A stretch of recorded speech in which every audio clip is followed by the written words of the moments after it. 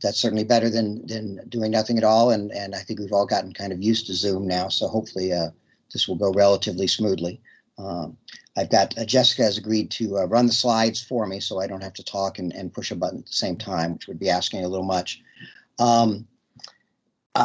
Jessica mentioned that I have an interest in Bruce Springsteen, which is why you might see the first slide there is, of course, a quote from a Bruce Springsteen song, a recent one, "We Take Care of Our Own," which is kind of as close as I could get to something that related to this topic. But I will return to this, the choice of this title and my love of Bruce Springsteen. Actually, at the end of this, there is a connection. So please put up with that if you would for a little bit. All right, if you go to the next slide, Jessica. What I want to talk today about is writing, really finding the time to write, and then what you do with your time. So I've divided my my talk into 5 sections, which I've outlined there for you, looking at how you find the time, what to do with it, maybe some, and then some tips with how to make the best use of that time, to get the most out of your writing, and maybe a little encouragement on how to do that, and also a little bit of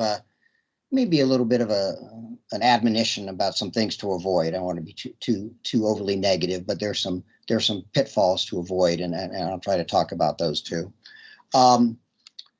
Before we talk about that, just a little bit of background on me, just so to kind of give you an idea why you should even pay attention to me.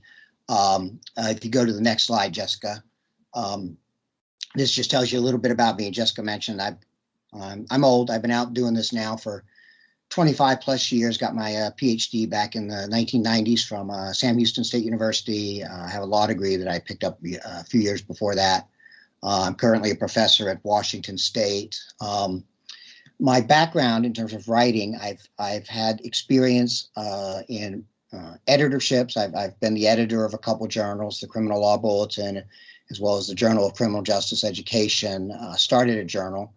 I've been on the editorial board of multiple journals. I've reviewed for probably every major and most minor journals in the field. So from the editor side, from the publishing side, I've got a lot of experience. I've seen manuscripts come in. I've seen the mistakes that authors often make, as well as the things that they do right. And so I think I've got some good perspective on that side. On the writing side, I've written articles and books. I've written book chapters, book reviews, all the different kind of things that we can write. These have appeared in a variety of peer-reviewed journals and law reviews and other things. So again, I've got a lot of experience on the writing side, not as well as the editorial side. I've published a lot, which means I've also had lots of articles rejected. So I've had the positive and the negative experiences that come with writing. So I'd like to talk a little bit about both of those. And lastly, then I would mention that I'm currently serving as the series editor for the Criminal Justice Text Reader series for SAGE, which is, I think, how they talked me into doing this. But hopefully we'll find it enjoyable. All right, let's get to the meat of the stuff. If we move to the next slide there, Jessica. And by the way, as we get started here, if you guys have any questions, please do the thing where you raise your hand, let Jessica know, and I'm happy to answer questions. You don't have to hold them to the end. I may need to be reminded that there's a question out there once I start talking. I tend to just keep on going, but get my attention, and I'm happy to answer a question. Jessica, if you would go ahead and skip through that next slide. I think that's covered enough of that. Let's get to why we're here. First about how to write. And the first part of that, we all know, in a sense, how to write. You've learned that in graduate school before, and for those of you already out in your first job, you're doing that. But a big part of writing is simply finding the time to write. And I know that those of you who may be in your first or second year, for instance, out in a job, know what I'm talking about. It can be very, very difficult to find the time to write. There's always something else to do. There's always another class, another class lecture you could be prepping, or a new class that your department wants you to start creating, or a curriculum committee meeting, or a student in crisis that you need to speak with. There's just always something to do other than write. What you've got to do, and you, I think, have to really work on, all of us do, is making sure that we find the time to write. Classes, there's a set time that when you have to go to class and lecture. That time's already set aside for you. There isn't a set time in your schedule for writing. You have to create that. And that's really important. If you just say, well, I'll get to it, it can be very hard to. But again, particularly when you're first out there, when you're in that first job, when you're so busy doing class preps and everything else. So my first piece of advice is make time to write. How do you do that? I see it usually goes one of two ways. You can either write every day or most days for a short period of time, say a half an hour or an hour even, say 5 days a week. Or you can set aside a day or days to write, where you do nothing but write. In terms of which one you do, it will probably depend in part on your time commitments, your other time commitments. How much time can you set aside? You may be at a school like I was when my first job, where I was teaching 5 days a week. So I couldn't set aside a day unless it was a weekend day. And weekends certainly are in play. We all know that. But it was hard to set aside a day to write. So you might have to carve out time on every day or on most days. If you can find the time to create a day that is a writing day, in my experience, that worked well for me. When I was able to do that, it allowed me to focus on my writing. It was always, for me, a little bit hard to get started writing. So that's some time that gets, wasted. And finally, you get into your writing, and then you get going. You want to keep going. So you want to have a decent block of time. But actually, as my career has progressed, I've moved away from that. I don't have as much dedicated writing time now. I tend to write every day, a portion of the day. And didn't start out that way, but I've gotten to where I actually do pretty well doing that. I think you should consider what your time commitments will allow you to do and what you think will work best for you. Maybe experiment with both of these if you can and see which works for you, but establish a schedule. And you might think, gosh, well, I could set aside 30 minutes to write, but what's that going to do? Right? I get started and then I'm stopping. Well, you trust me on this. You'll be surprised how much you can do in 30 minutes, particularly once it becomes a part of your schedule, where you shut your door, you don't answer emails, you say, okay, 30 minutes. For those of you who find it hard to write, look at it this way. It's only 30 minutes.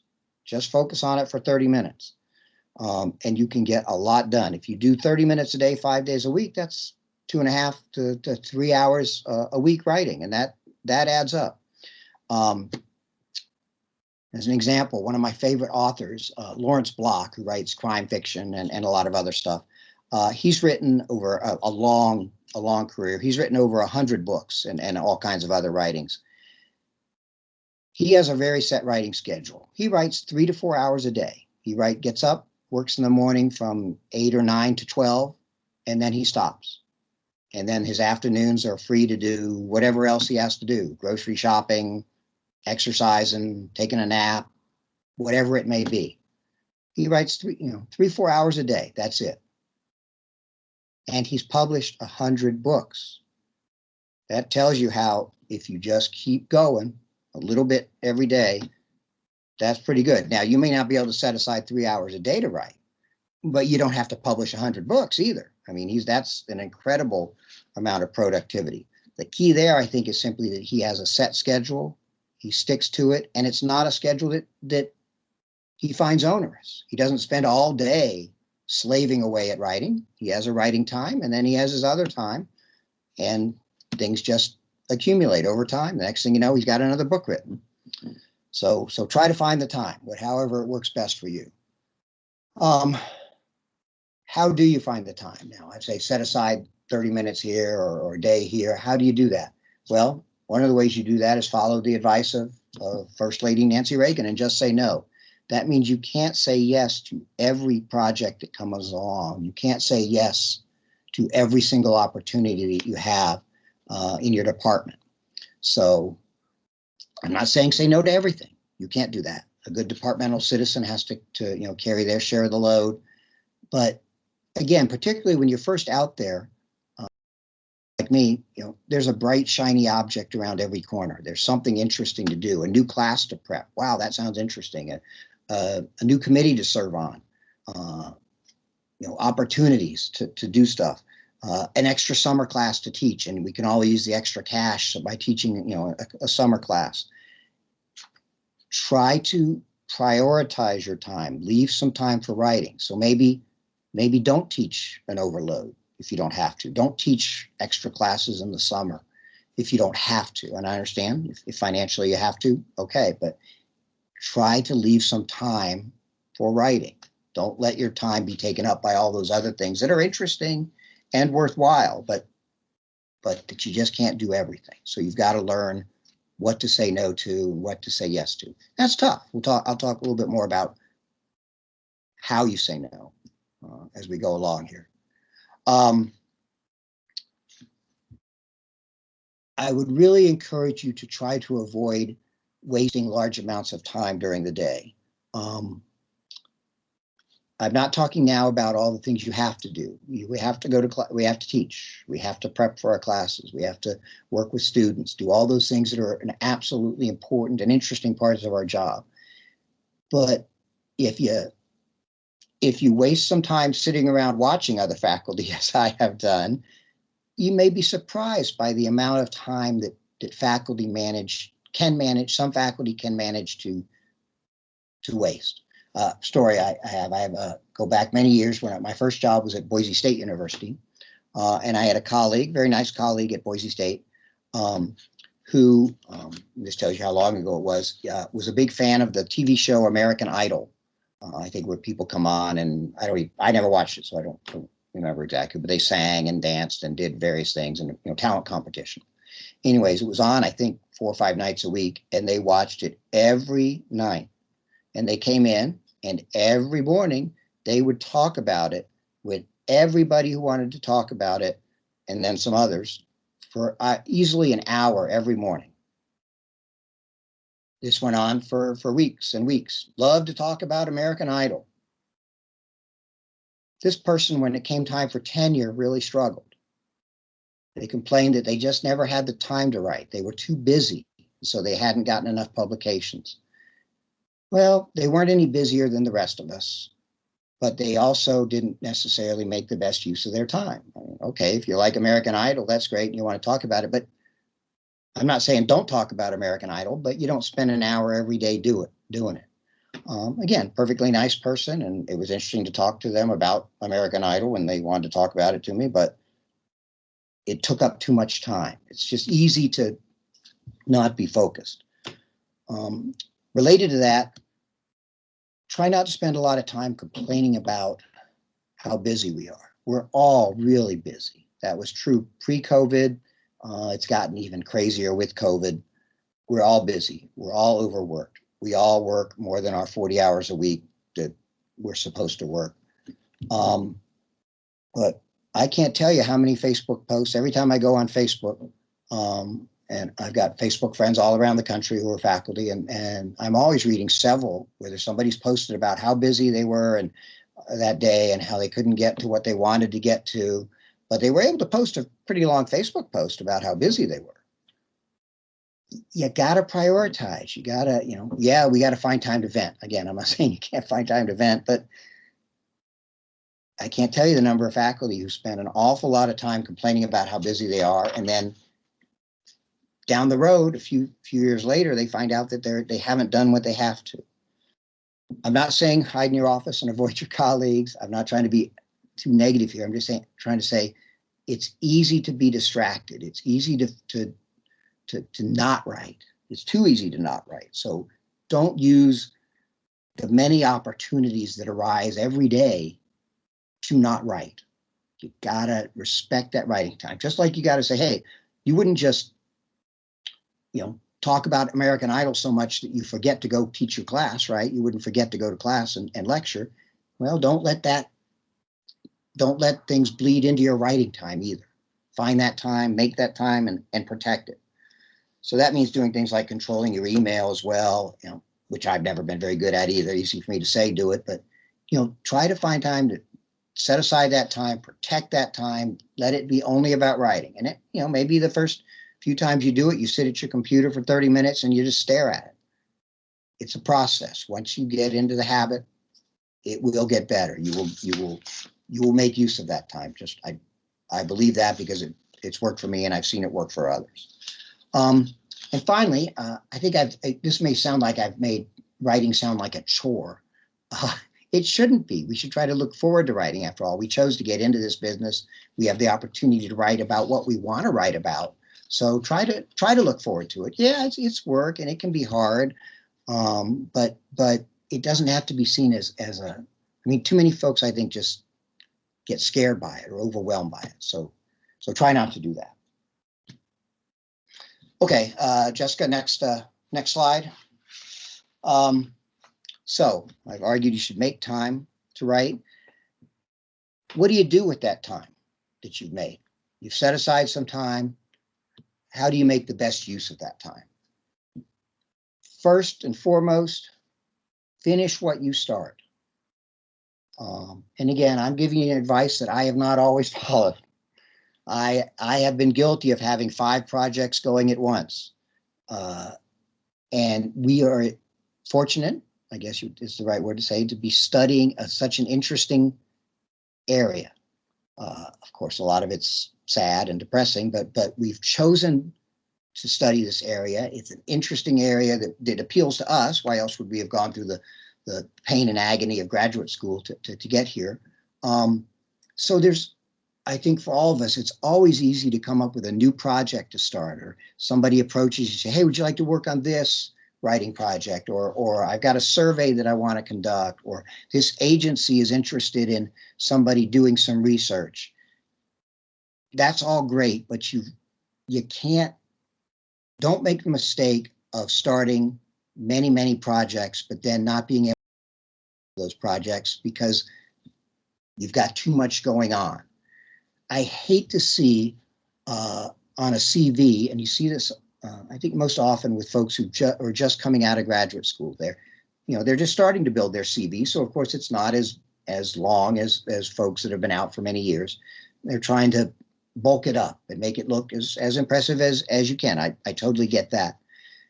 But I really hate it to see somebody who has a CV with, say, 5 or 7, and I've seen more than that, but multiple things that are in progress. This paper's in progress. That paper's in progress.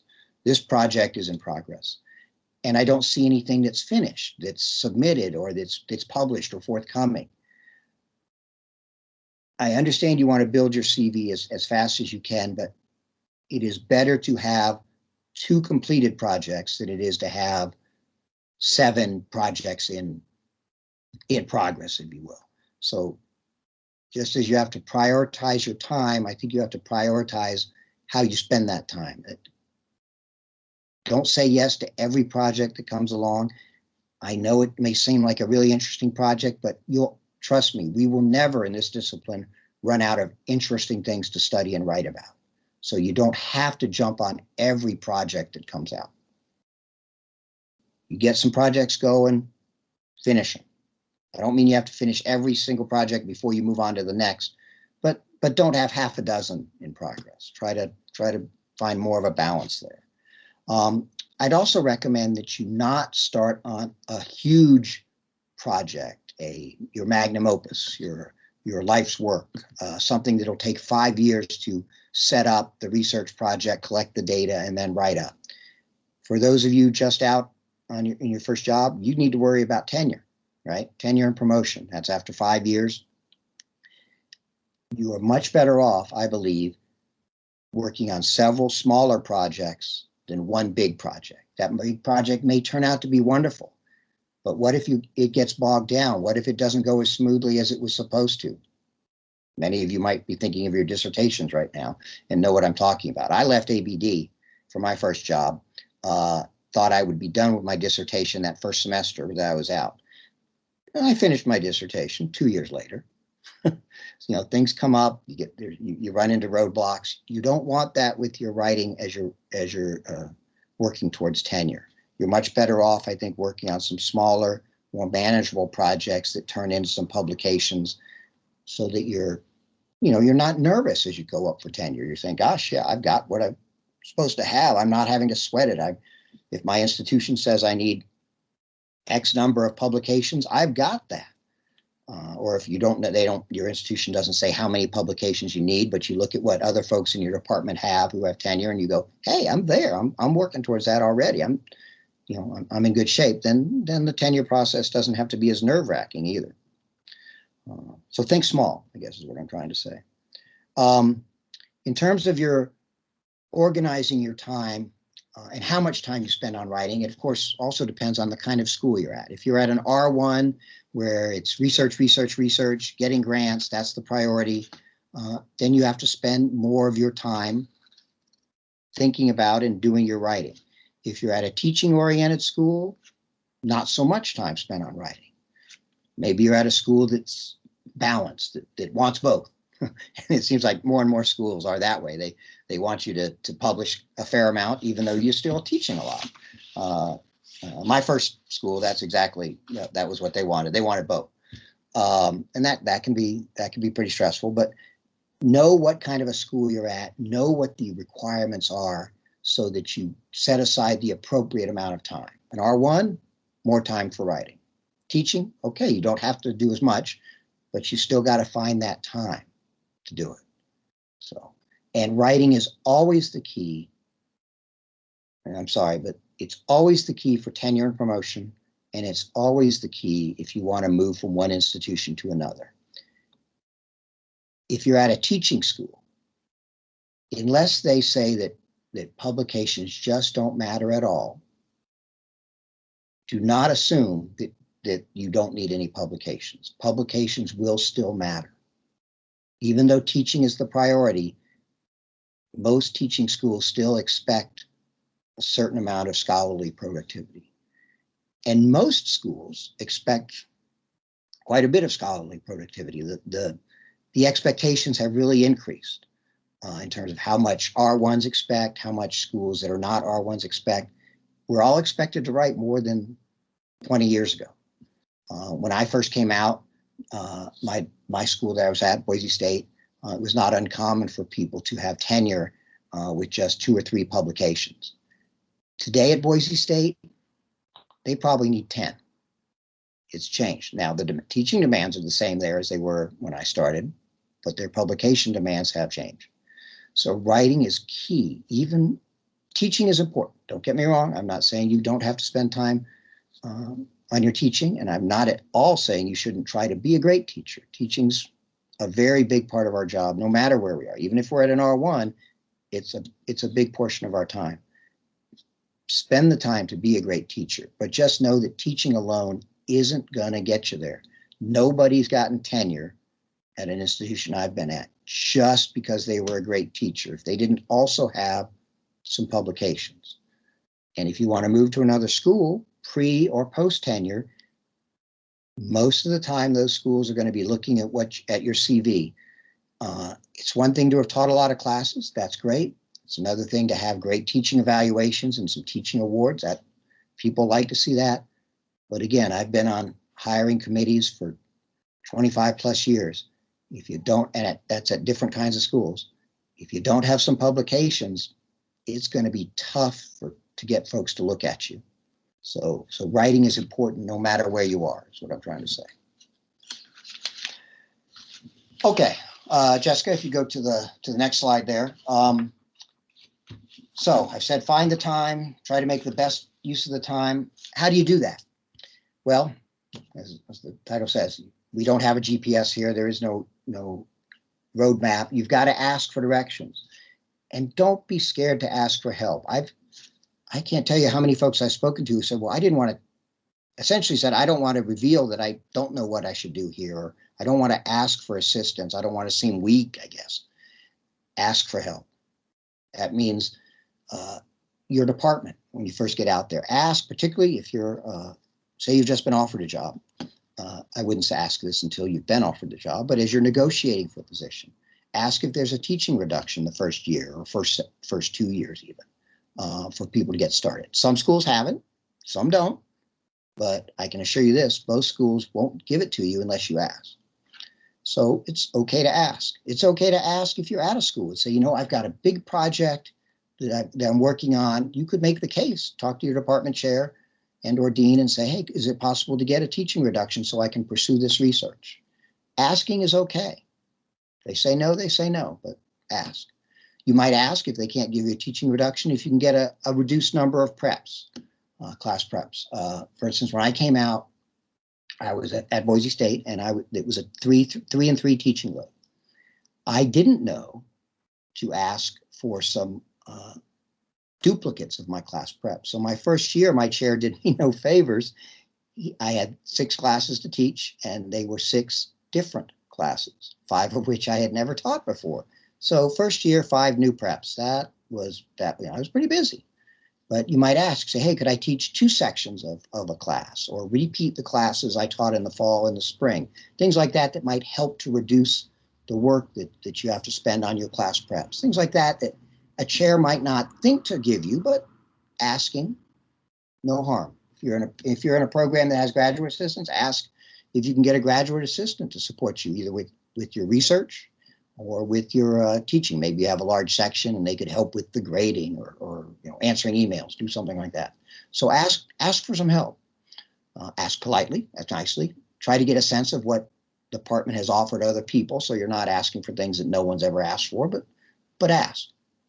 And don't be afraid to ask for help from senior faculty in the department, from maybe faculty that you got to know in graduate school, your dissertation committee chair, somebody like that you worked with on a project, your grad school friends.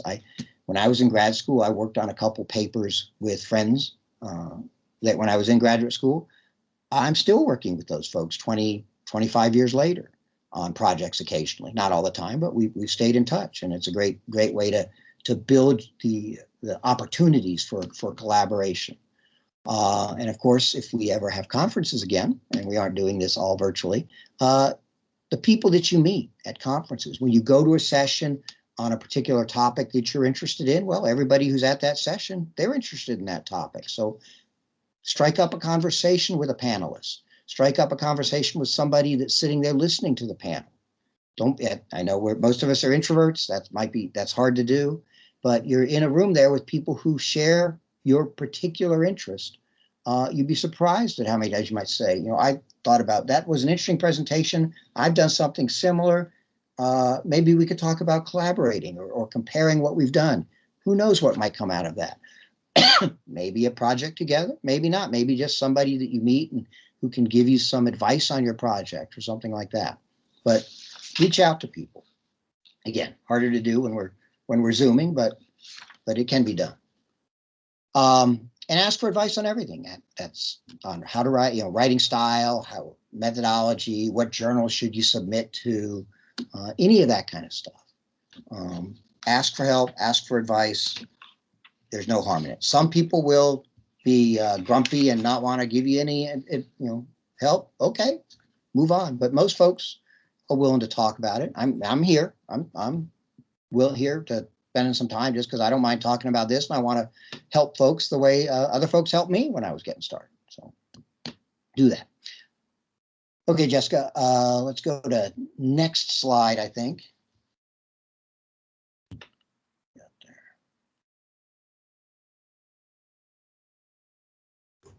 I think those are the last of the slides that I have.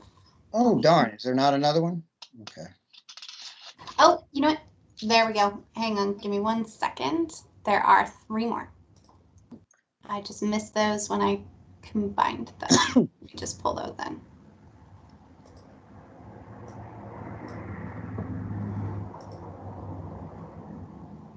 There you go. Perfect. All right. So I've talked about finding the time to writing. Well, now let's talk about the nitty gritty of publishing. Again, I've been on the editorial side of things as well as the writing things. Some tips on that. First off, I encourage you to learn to love peer review. And you probably, those of you who've experienced it will say, what are you talking about? You must be a masochist. The peer review process is tough, but it's a part of what we do. And I think you've got to learn to at least make the best of it. Maybe not love it, but come to make the best of it. And how can you do that? Some suggestions. First off, if you've got a manuscript and you're going to submit it to a journal, do some research on the journal. We do research, right? Well, we shouldn't just do research on the topics we're studying, but in this area as well. Determine if the journal you're thinking about publishing in publishes manuscripts on that topic. You might say, well, I should always start with the best journal, Justice Quarterly or Criminology. Well, maybe, but maybe not, because journals and journal editors may have some areas they prefer to publish in, some topics they prefer to publish in. As an example, this goes back many years, but I had written an article that had to do with courts, law and legal studies kind of article. And at that time, the Journal of Criminal Justice, which is a well-regarded journal, had regularly published articles on courts and things like that. So I thought, gosh, that'd be a good place to go. Well, they got a new editor. I submitted my manuscript, and the editor gave it a desk reject right away. And didn't say it was horribly written or anything, just said, oh, this article's about courts. I don't want to publish anything on courts. Oh, okay, well, God, they used to, but I didn't realize there was a new editor there, and they had a different perspective, so they changed. So I needed to go to a different journal. So make sure before you submit that it's a journal that tends to publish on whatever it is you're writing about. That'll save you some time. When you submit, I beg of you to follow the journal submission guidelines precisely. If they want things done APA format, exactly do it. If they want APA modified, do it. Whatever they ask for, do it. You might say, well, I don't even know if this journal is going to accept it, so why would I put it exactly in that format? I can always fix that later. Some journals will say, yeah, don't worry about that. We can fix that later. But there are plenty of journal editors who are looking for reasons not to send manuscripts out because they have too many manuscripts to deal with. They will look at a manuscript that doesn't even meet their submission guidelines and go, this person doesn't really care about submitting here. They couldn't take the time to follow the rules. I'll turn it down. So don't do that. Do what the journal asks for. Don't aggravate the editor if you don't need to. Related to that, work with the editor. Follow the guidelines, be honest, be responsive. And I'll suggest this, it's okay to be a little pesky. We all know how long it can take for reviews. And particularly when you're pre-tenure, you want to know as soon as possible where things stand. My advice on this is when you submit a manuscript, when you hit 8 weeks and you haven't heard from the journal editor, it's okay to email the journal editor and ask for an update on the status of your manuscript. Now, when you do this, make the email short, make it really polite. A little groveling is even good. Something to the effect of, I'm sorry to bother you, but I'm just wondering if I could get an update on the status of my manuscript. I submitted it whenever, give them the date so they know it's been a while. And I'd say at least 8 weeks out. That seems to be kind of the minimum these days for manuscript turnaround. And ask, if you get an update, and you can say something. And I would say it's perfectly okay to say, I'm a junior faculty member, and I'm just a little, I'm a little nervous about things. Just want to get an update. I've done that many times. I've seen other people do it, and I've never seen an editor respond negatively. The editor might just say, it's still under review. I'll let you know. Okay. But lots of editors go, oh, I totally understand. Appreciate that. I'll check with the reviewers and see if I can hurry them up. Maybe they will, maybe they won't. But in any case, you're not offending the editor if you do that. You got to do it nicely. Like I said, don't send an email that says, where the hell is my manuscript?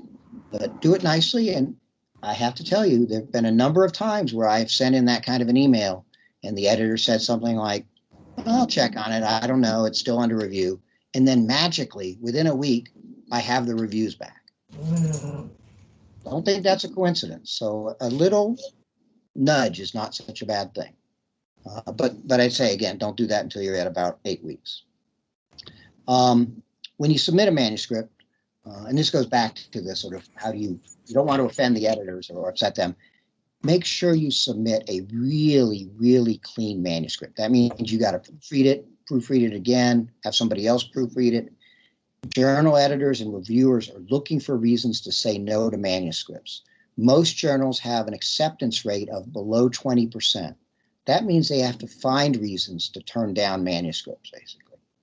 And if you submit a messy manuscript with some bad typos, that's just a reason for a reviewer, an editor to go, yeah, can't be bothered. So don't do unnecessary harm to yourself. It may seem like a little thing, but again, it matters. Finally, and this is the very important, be able to pass what I call the so what test. That means make sure that your article that you have written makes it clear to the reader. That means the editor and the reviewers, why the article matters. It can't just be another article about a topic that's been written on a whole bunch, unless you can say, here's why my article is different. Here's why my article contributes a little something to the literature. It doesn't have to be earth-shattering, of course, but it has to matter. It has to add something. It can't be a simple replication of something that's just been done. So make sure that that is made clear what your article does that makes it matter. And that can be done both in the letter to the editor, and don't take 3 pages to explain it, but a paragraph. Why this article is interesting and worthy of publication, and make that clear, of course, in the abstract and the introduction of the article as well. You'd be amazed how many people don't really make that clear. They're just set on showing people what they've learned from their project, and don't really get to what the so what, why it matters. Okay, reviews. How do you deal with bad reviews? Try not to be discouraged. Easier said than done, I know. But as I think I mentioned before, I've been published a lot. What that means is I've also been rejected a lot. You send stuff out there into the ether, and there are going to be people that say bad things about it sometimes. Jim Valvano, old basketball coach, said a famous quote, and he was fighting cancer. Said, "Never, ever give up." And that's the right attitude. You just got to keep plugging away. If you get a tough review and they turn it down, reject the manuscript, fix what can be fixed, send the manuscript to another journal. Are there things you can't fix? Okay, you can't fix them, but that doesn't mean the article's dead. It doesn't have to mean that. Just find a journal that maybe will work better. The very first manuscript I ever submitted was to Crime and Delinquency, back when Don Gibbons was the editor. You guys probably don't even know who that is, but he was a big deal in criminal justice, criminology in the 1980s and 1990s. He sent that manuscript back to me within a week. This was in the day when we did things in hard copy. And he used a red pen on it, literally a red pen, and just tore that thing to shreds. By the time I was done reading his comments, I was pretty much ready to just burn it. But I got to the end of it, and he said, this needs a lot of work, but there's a grain of something here. If you can address my concerns, I'd like to see it again. So I worked really hard and addressed the concerns I could, sent it back to him. He went out for review this time, got some comments, had to revise some more. Eventually, a long process, it got accepted. So what started out as a horrible review, or a review that would make you, want to cry or start drinking or whatever, it still worked out okay. It's just hard to take that criticism, but if you can just try to shake it off and keep going, that's the best thing. If you get a tough review, if you get a revise and resubmit, I really encourage you not to put it in a drawer or ignore it. Get to it immediately. And in this case, this is where I would say find a way to get to it right away. Read the reviews, maybe take the day if they upset you a little, but then the next day, sit down with it and go, okay, what can I do? At least it's a revise and resubmit. What can I do to fix it?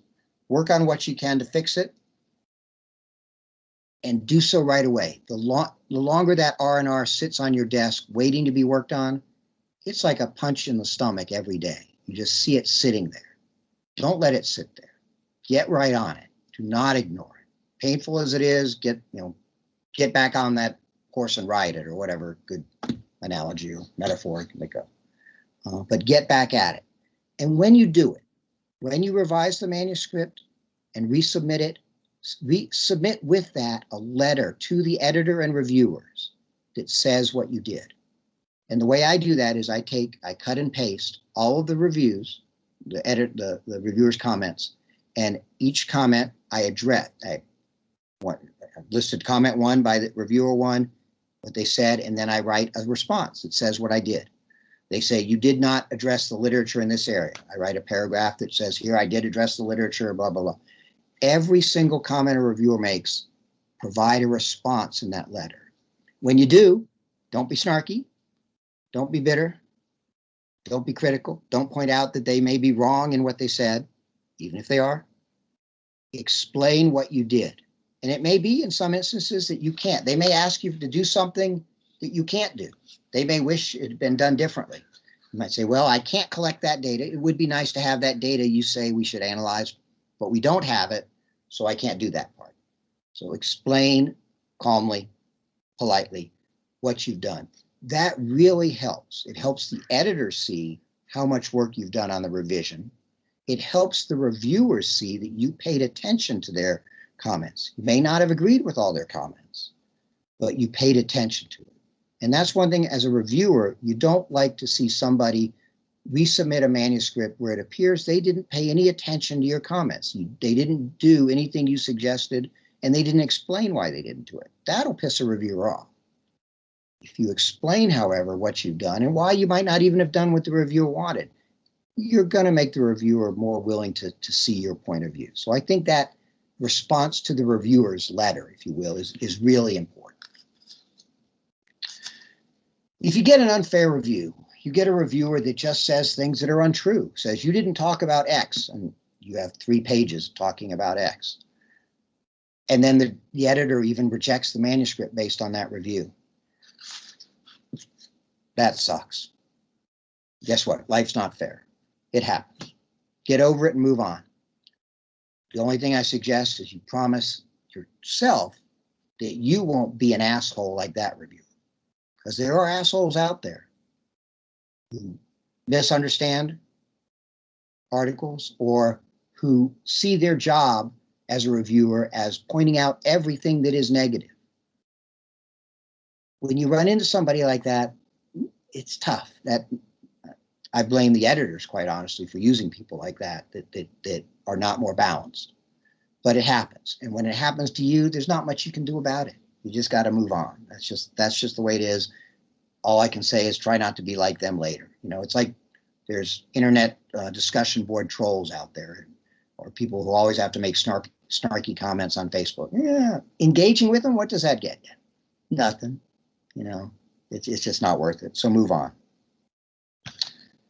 All right.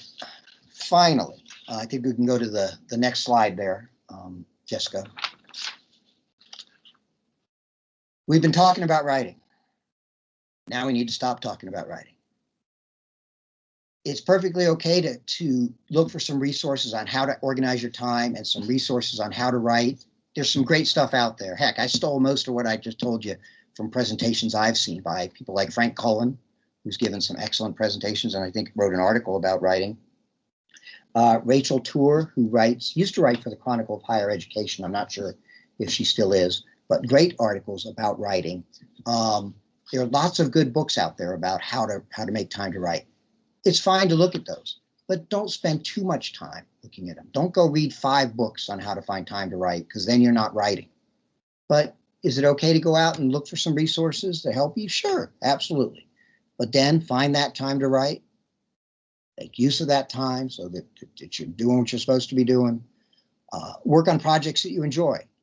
Then you're more likely to write. Be a writer, not a whiner. That sounds kind of cold, but you know, remember, we have chosen this life and we have chosen this discipline. We should have fun. This should be interesting to us. So try to enjoy it, even on those days when you don't feel like writing. Once you've written, once you've gotten through that and you get that article done, it's a real sense of accomplishment, and it makes that pain of the process a lot more easy to take.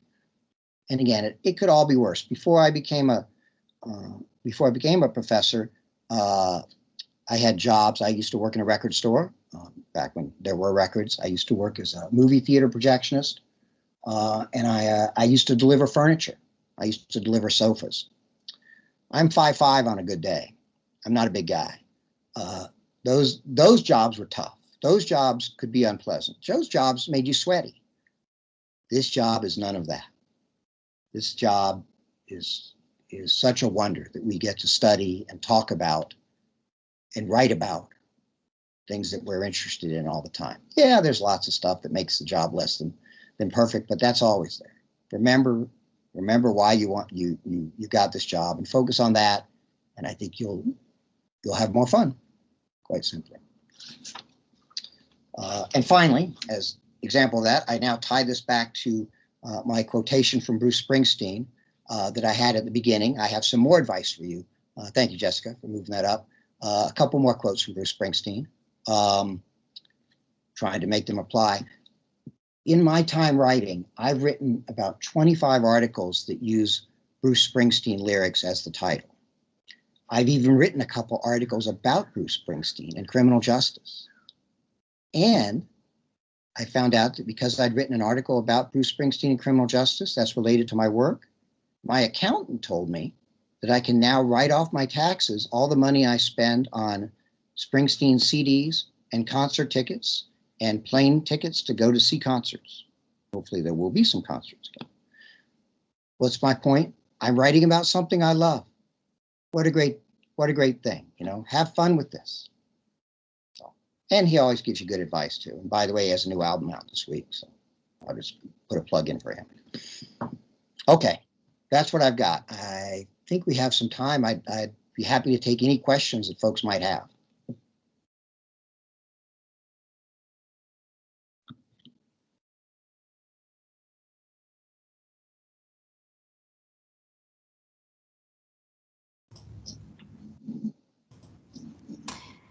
Craig, I just had a question that was sent directly to me. This participant wants to know, how do you find the right co-author or the right people to work with? Do you have any recommendations for that? Very good question. I have worked with some great co-authors, and I've worked with some co-authors I never worked with again. It's hard. I think starting in graduate school, that's the people that you become friends with, who maybe in a class you seem to have a similar interest. I'd look for people, quite honestly, though, who are not just your friends, but who seem to work pretty hard. You want folks that will hold up their end of the deal, right? So people with a good work ethic, that are pretty smart, that seem to have a sense of how to write, that's all good. But people who you can get along with and who you don't think are liable to upset you later because even though they're really funny, they never finish the project. That means friends in graduate school. That means maybe talking to colleagues at the place you get to.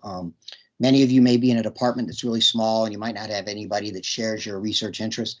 That's where places like ACJS and this workshop are so wonderful. You guys should be reaching out, and I'm sure you've already got this advice, but reach out to everybody that participates in these workshops that SAGE and ACJS are putting together and say, hey, you know, maybe we could talk sometime. I'm interested in this, and if anybody else is, maybe we could talk about it. It's a risk. You may end up working with somebody and they don't pull their weight. Okay, life goes on. Don't work with them again, but keep looking. You notice if you look at articles in our discipline, sole author articles are out there, but so many articles have multiple authors. It's a norm in our discipline. So I think working with folks is a wonderful thing. You can get more done. And you make friends and learn from them. So just gotta stick your neck out there and try, I guess. Any other questions, comments?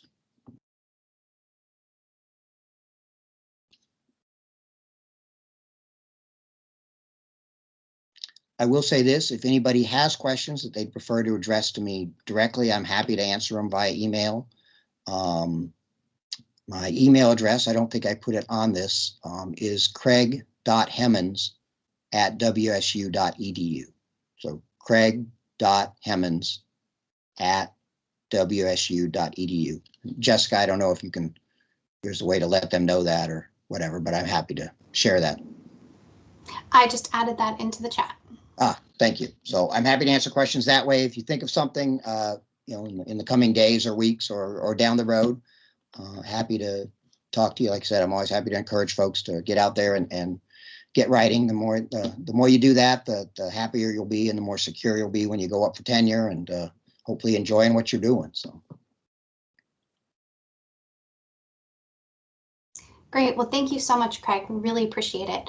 In the chat box, I've also included a link to the survey that you can take to ensure that you get your certificate for completing this course. If there are other workshops that you have attended and you haven't completed the survey, you can also just check those to make sure that you're getting credit for taking those. I've already sent out the first round of certificates, and we're going to wait until the last workshop for me to send out the second half. But if anybody does have any that they need immediately for a tenure or promotion packet or anything, please don't hesitate to reach out to me directly. I'm happy to take that on as a one-off request, but otherwise all those certificates will be coming at the end of the next workshop. I'll also include my email address here in the chat box. And again, I'm Jessica Miller. I'm the acquisitions editor here at SAGE. So if you do have any writing ideas for textbooks, don't hesitate to reach out. I'm also happy to talk through the writing process here at SAGE, any ideas that you might have. We do primarily publish textbooks, so that's part of that knowing your audience and connecting with the right publisher. But if you do have any thoughts on that, don't hesitate to send me an email. I'm happy to take your call. All right, and thank you again, Craig. Everybody enjoy the rest of your week. All right, yes. Again, thank you all for joining and be safe, everyone. Be well.